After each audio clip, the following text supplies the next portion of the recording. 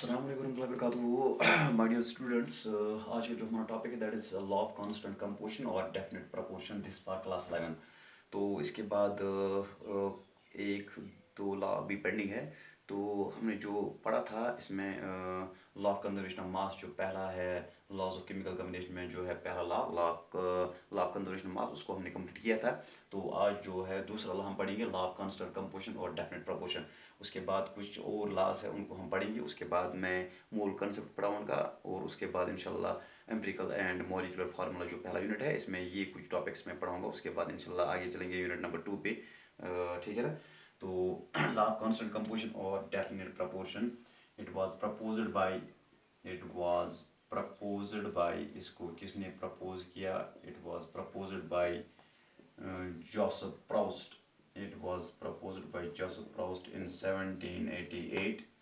इसको जोसेफ प्रोस्ट ने इसको प्रपोज किया। तो स्टेटमेंट ऑफ द लॉ क्या है? इसको जोसेफ प्रोस्ट ने प्रपोज किया। What is the statement of the law? Statement of the law क्या है? वो ये है कि लॉ हमें ये बता रहा है कि अगर हमारे पास कंपाउंड है, ए बी कंपाउंड है, चाहे आप किसी भी सोर्स से ये कंपाउंड लाओ, ए बी कंपाउंड, इसमें ए और बी के दरमियान जो रेशियो होगा, रेशियो वो फिक्स्ड होगा। वो फिक्स्ड होगा। किसी भी सोर्स से आप ए बी कंपाउंड लाओ, ए और बी के दरमियान जो रेशियो होगा वो फिक्स्ड होगा। तो स्टेटमेंट ऑफ द लॉ क्या है? इट स्टेट्स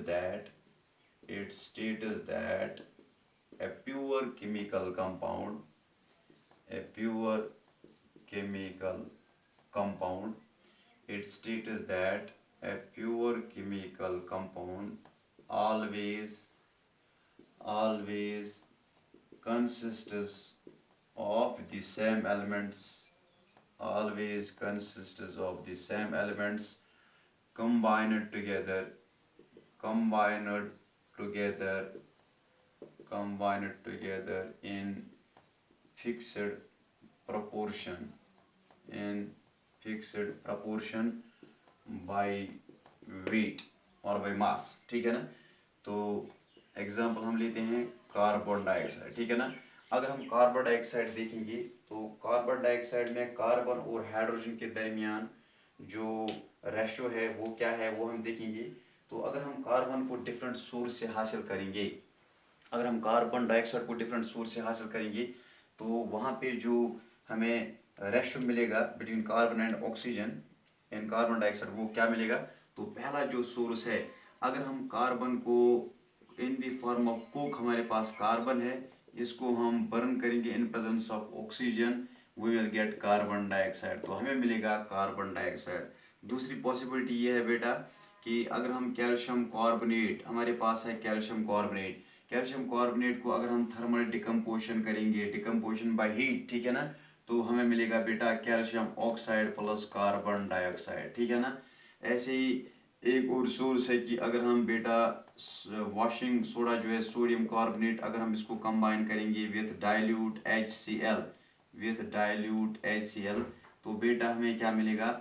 हमें मिलेगा सोडियम क्लोराइड बेटा, हमें मिलेगा सोडियम क्लोराइड प्लस हमें मिलेगा बेटा वाटर प्लस हमें मिलेगा बेटा कार्बन डाइऑक्साइड। ठीक है ना।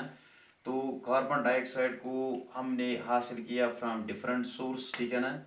तो यहाँ पे ये हमने हासिल किया है इसको फ्रॉम दी कोक, यहाँ पे फ्रॉम कैल्शियम कार्बोनेट, यहाँ पे bye reacting sodium carbonate with dilute HCl।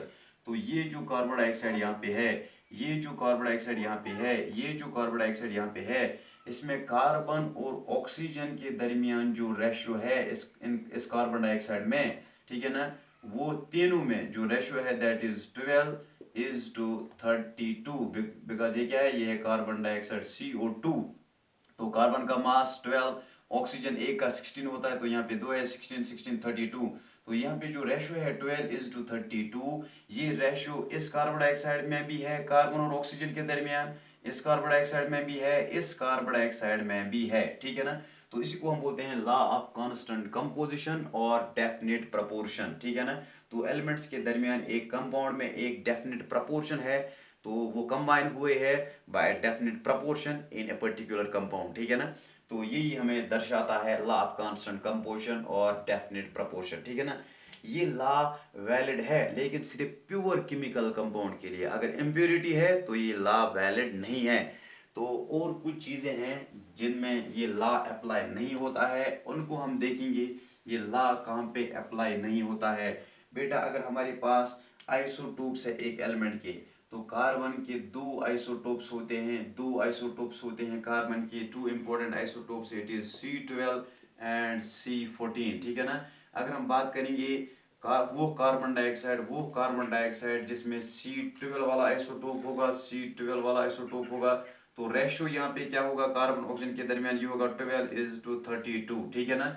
अगर वो वाला कार्बन है जिसमें C14 होगा, अगर वो वाला कार्बन डाइऑक्साइड है जिसमें कार्बन C14 वाला होगा, तो रेशो होगा बिटवीन कार्बन और ऑक्सीजन 14:32। तो यहाँ पे रेशो सेम नहीं है, ठीक है ना।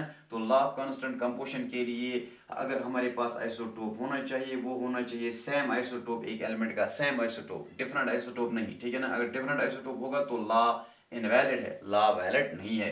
तो एक और एक्सेप्शन है, एक और लिमिटेशन हम कह सकते हैं जहाँ पे लॉ फेल होता है, वो क्या है, वो ये है कि अगर कार्बन, हाइड्रोजन और ऑक्सीजन को हम लेंगे, हमारे पास है कार्बन बेटा, हाइड्रोजन, ऑक्सीजन, ये तीनों कंबाइन होते हैं इन द रेशो ऑफ 12:3:8, ठीक है ना। इन द रेशो ऑफ 12:3:8 में जब ये कंबाइन होते हैं तो बेटा ये हमें मिलते हैं यहाँ पे दो कंपाउंड्स, ये बनाते हैं दो कंपाउंड। जब कार्बन, हाइड्रोजन और ऑक्सीजन आपस में कंबाइन होंगे तो हमें मिलेंगे दो कंपाउंड्स, ठीक है ना। तो एज पर लॉ एक ही कंपाउंड मिलना चाहिए था, ठीक है ना। तो रेशो डेफिनेट है तो एक ही कंपाउंड मिलना चाहिए था, लेकिन यहाँ पे दो कंपाउंड्स मिलते हैं हमें। एक है C2H5OH, ठीक है ना, दूसरा है CH3OCH3। इसका मतलब है इस सिचुएशन में ये लॉ वैलिड नहीं है। So this was all about the law of constant composition और डेफिनेट प्रपोर्शन, ठीक है ना। So thanks for watching today's topic.